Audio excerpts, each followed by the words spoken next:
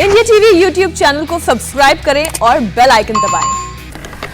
Corona को हराने का इस वक्त सबसे बड़ा हथियार वैक्सीन ही है। अच्छी बात यह कि इसे लेकर लोगों में काफी जोश भी नजर आ रहा है।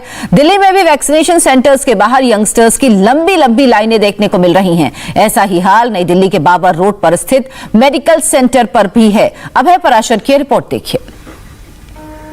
कोरोना के बढ़ते मामलों के साथ ही 18 साल से ऊपर के लोगों को जब से वैक्सीनेशन लगना शुरू हुआ है तो लोगों में भी वैक्सीनेशन लगवाने की जो एक जल्दबाजी है वो भी इस वक्त देखी जा सकती है। लोग भी ये चाह रहे हैं कि जल्द से जल्द वो वैक्सीन ले लें, क्योंकि एक्सपर्ट यही बताते हैं कि वैक्सीनेशन अगर आपका पूरी तरीके से हो जाता है, उसके बाद अगर आप कोरोना की चपेट में आते भी हैं तो आपको इतना इफेक्ट कोरोना नहीं करेगा। और यही वजह है कि आप देख सकते हैं सुबह सुबह का वक्त है और नई दिल्ली में बाबर रोड का ये वैक्सीनेशन सेंटर है, जहां पर वैक्सीनेशन कई समय से पहले ही यहां पर एक लंबी लाइन यहां पर लगी हुई है। हालांकि लोग पूरी तरीके से जो अपनी सेफ्टी है उसका भी ध्यान रख रहे हैं। सबने मास्क यहां पर लगाए हुए हैं। न केवल नई दिल्ली बल्कि दिल्ली के जितने तमाम वैक्सीनेशन सेंटर हैं वहां पर इसी तरह की तस्वीर देखने को मिल रही है कि लोग समय से ही सुबह सेंटर खुलने से पहले ही यहां पर पहुंच जाते हैं और इंतजार करते हैं कि उनका नंबर कब आएगा। इसकी एक वजह यह भी है कि वैक्सीनेशन जहां पर आप अपना शेड्यूल कर रहे हैं वहां पर बहुत ज्यादा दिक्कत भी लोगों को हो रही है,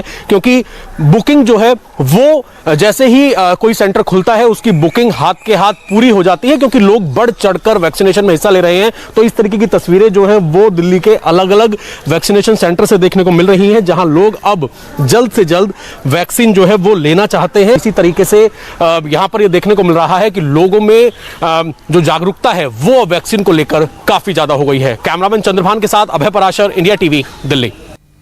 दिल्ली के खान मार्केट केस में नया मोड़ आ गया। खान मार्केट के रेस्टोरेंट में मिले ऑक्सीजन कंटेनर्स मामले की जांच अब क्राइम ब्रांच को सौंप दी गई। साथ ही मुख्य आरोपी नवनीत कालरा की ऑडियो नोट और व्हाट्सएप चैट भी इंडिया टीवी के पास है, जिसमें नवनीत कालरा इन ऑक्सीजन कंटेनर्स की डिटेल्स दे रहे हैं।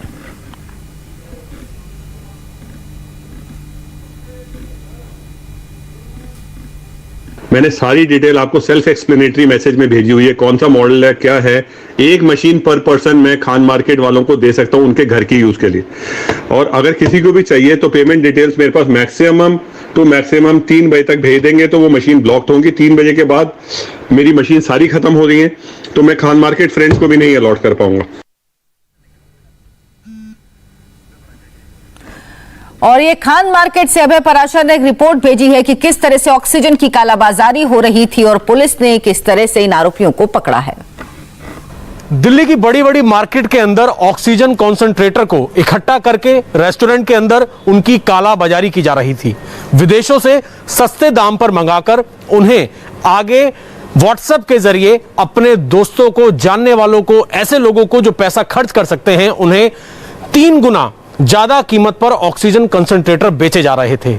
इस मामले के अंदर नवनीत कालरा, जो कि इस पूरे ये जो चेन है रेस्टोरेंट की, इनका मालिक है, इसके अलावा भी उसके कई सारे बिजनेस हैं, उसकी तलाश लगातार की जा रही है। वो फरार चल रहा है और अब ये केस क्राइम ब्रांच को ट्रांसफर कर दिया गया है। पहले लोधी कॉलोनी पुलिस स्टेशन की टीम यानी कि साउथ दिल्ली की पुलिस इस केस को देख रही थी, जिन्होंने ये जो आप देख सकते हैं खान चाचा रेस्टोरेंट, ना केवल खान चाचा बल्कि खान चाचा के अलावा 2 और अलग अलग रेस्टोरेंट, जिसमें एक टाउन हॉल और एक नेगी रेस्टोरेंट बार है, यहां से कुल मिलाकर 524 ऑक्सीजन कंसंट्रेटर बरामद किए थे।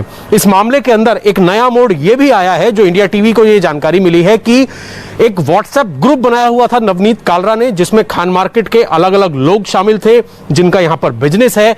उसमें यह मैसेज भेजा था इसने, नवनीत कालरा ने, जिसके स्क्रीनशॉट भी हमारे पास मौजूद हैं। उसमें इसने यह कहा था कि इसके पास ऑक्सीजन कंसंट्रेटर हैं और ये खान मार्केट के अपने फ्रेंड्स को देना चाहता है, लेकिन उसके लिए 3 बजे से पहले पेमेंट डिटेल्स जो हैं, पेमेंट करने के बाद वो उसे भेज दिए जाएं, क्योंकि इसके ऊपर काफी ज्यादा प्रेशर है। नवनीत कालरा की जिस व्हाट्सएप चैट का जिक्र अभय पराशर कर रहे हैं, वो व्हाट्सएप चैट हमारे पास है, आपको दिखाते हैं क्या लिखा है उस व्हाट्सएप चैट में। नीचे दी गई मशीनें मुझे बृहस्पतिवार शुक्रवार 20 से 30 अप्रैल के बीच मिल जाएंगी। इनके मॉडल नंबर क्या क्या हैं ये भी लिखा हुआ है। 6 लीटर के लिए, 9 लीटर वाला उपलब्ध है इनके पास। प्लीज बुकिंग और इंक्वायरीज के लिए सर्वेश कालरा से संपर्क करें। पेमेंट इंफॉर्मेशन शेयर करते वक्त अपना नाम और मॉडल मेंशन करें ताकि हम आपके लिए उसे ब्लॉक कर सकें। नीचे दी गई मशीनें मुझे बृहस्पतिवार शुक्रवार 20 से 30 अप्रैल को मिलेंगी। प्री बुक कराने वालों को डिलीवरी मिलेगी और पेमेंट आरटीजीएस से करना होगा। ये वो चैट है नवनीत कालरा का, ऑडियो नोट भी है इसमें जिसमें ये सारी बातें कही गई हैं। बताया गया है कि किस तरह से पेमेंट करने पर आपको मॉडल मिल जाएगा और कब तक ये मॉडल मिलेगा। ये पूरा खेल व्हाट्सएप चैट के जरिए ही चल रहा था। हाँ, हमें उसे वो देना था लेकिन वो उसे कम कर रहा था। मेरे डॉक्टर के मुताबिक वो मेडिकल यूज के लिए इस्तेमाल नहीं हो सकता। यानी ये भी बात है कि जो चीजें ये बेच रहे थे, कालाबाजारी कर रहे थे, जो ऑक्सीजन कंसंट्रेटर्स, वो मेडिकल यूज के लिए नहीं थे। लेकिन मैं कह रहा हूं कि वो काम नहीं कर रहा, ये किसी के काम नहीं आएगा।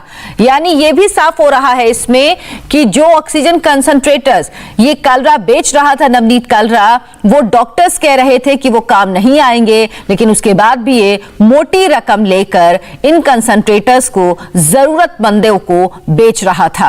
ये किसी के, अगर मैं इसे नहीं खोलता तो मुझे कभी पता नहीं चलता कि ये काम नहीं कर रहा है। यानी ऐसे फर्जी आइटम, ऐसे फर्जी कंसंट्रेटर्स बेचे जा रहे थे जो भारी रकम लेने के बाद भी मरीजों के किसी इस्तेमाल के नहीं थे। और अभी अभी कोरोना से एक जेडीयू नेता की मौत हो गई। डिटेल में आपको खबर देंगे एक ब्रेक के बाद। नमस्ते, मैं हूं मीनाक्षी जोशी। वीडियो और खबरों से अपडेट रहने के लिए India TV YouTube channel subscribe करें, बेल आइकन दबाना ना भूलें। जुड़े रहें इंडिया टीवी के साथ।